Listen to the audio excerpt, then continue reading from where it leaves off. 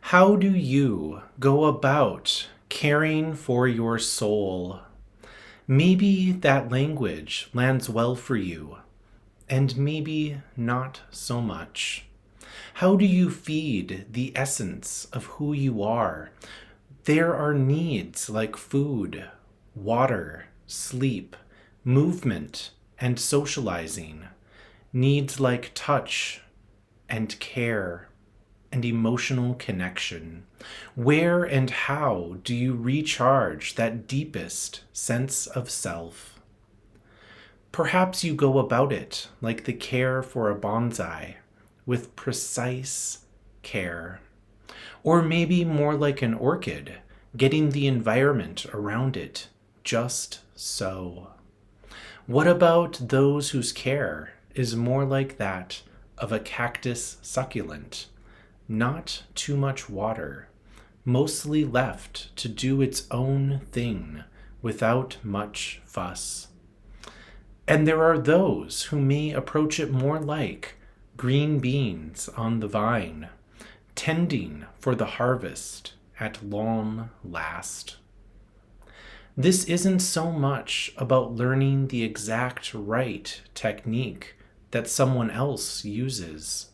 Sometimes others' examples are instructive or inspirational, but it can be just as true that the right horticultural technique for someone else may not match what you need now. Maybe the environment of an orchid wouldn't work so well to produce green beans. And certainly, if your approach is that of a cactus succulent, many other plants wouldn't fare too well.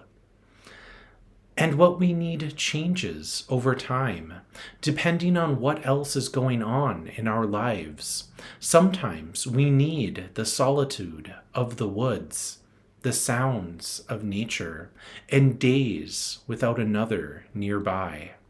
Sometimes we need the clatter and the chatter of a crowd, or the conversations that can only happen with those we've known for decades. Recently, I needed a change. I needed to run away from home for a bit. I didn't go to the woods. Instead, I went to the city, New York City, to be precise. What I think I was craving but could not name was the sense of humanity going about life in mass. Strangers on the sidewalk, cars honking, babies in strollers, buildings blotting out the sky. It was kind of like immersion therapy toward pre-pandemic life. At times there was a crowd, and I admit my anxiety spiked. I saw old friends, made some new ones, got to sing familiar 90s songs badly, and chat about anything but daily new cases and variants and what comes next. It wasn't just like before, though. Masks were at hand, and temperature checks in many places. The space between people, even in such a crowded city, was further than before. The rules varied and needed to be renegotiated often. But what I think I needed was time outside of my apartment, time that was a touch more chaotic than I'd allowed for so long, time for spontaneity to be possible again. Mamie Harmony's poem, If We Do Not Venture Out, gets at the sense of exploration that can happen on a front porch, or a week-long hike, on a weekend getaway, or a countryside drive for an afternoon. If, on a starlit night, with the moon brightly shimmering, we stay inside and do not venture out, the evening universe remains a part of life we shall not know. If on a cloudy day, with grayness infusing all, and rain dancing rivers in the grass. We stay inside and do not venture out.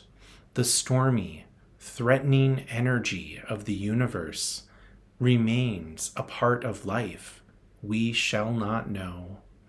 If on a frosty morning, dreading the chilling air before the sunrise, we stay inside and do not venture out, the awesome cold, quiet, and stillness of the dawn universe remains a part of life we shall not know. If throughout these grace-given days of ours, surrounded as we are by green life and brown death, hot pink joy and cold gray pain, and miracles, always miracles, if we stay inside ourselves and do not venture out, then the fullness of the universe shall be unknown to us, and our locked hearts shall never feel the rush of worship.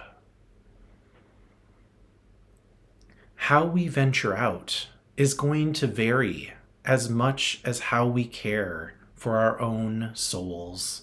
In fact, I think the two are likely related. That which feeds you at your core might point you toward how to go about beginning to venture out again.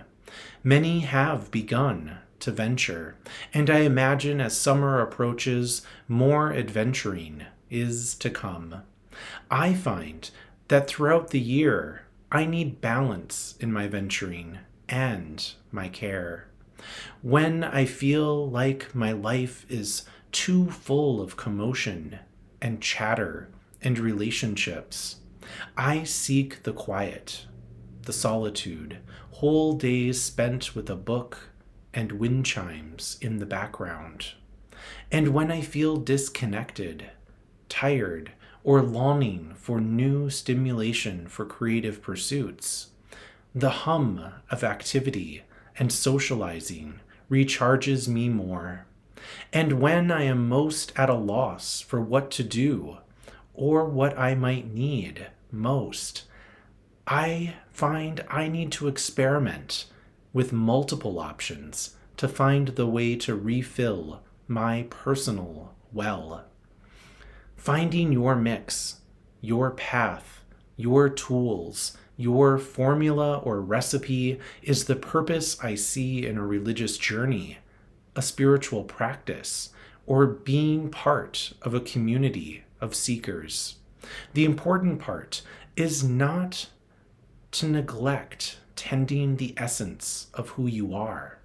We all find periods of our life when we stray away from good self-care. Sometimes crises demand it of us. Sometimes our life is overflowing and holding any amount of space is beyond fathoming. But finding that sweet minute is life-saving, not only for yourself, but for those around you. Sometimes we need to gather minutes together like a cache of nuts for the long winter of what is to come. Sometimes we stumble upon a minute by surprise, like the glimpse of a deer through the trees. And sometimes we find a balance for a time. The daily spiritual practice happens. The regular time to set down some responsibilities is easy to find. And we forget the challenge of holding a sweet minute for a moment. For a Sweet Minute by Joan McIntosh. Now the trees sway. Now the long-awaited rain. Now a great blue heron, standing unmoving, minute after minute, on a log at pond's edge. Now a human being watching the heron, the trees, the long-awaited rain. Now 2 pileated woodpeckers flapping across the pond, up and up, to bare vertical branches of the tallest tree. 4 living creatures, and these living plants, dots in a cosmos. Are we connected? The heron dives, comes out with a frog, adjusts the frog, swallows. The woodpeckers fly away. I go inside, perhaps for that sweet minute we were together. Whether your minutes feel plentiful or scarce, remember they are precious, and that this form of care is a necessity, not a luxury. Find them in the woods, in the town squares, in your homes, or in your cars, on the way from one task to the next. Care for the soul is not about getting it right once and then being complete. It is about doing the best we can, minute by minute, and then trying again. So may it be.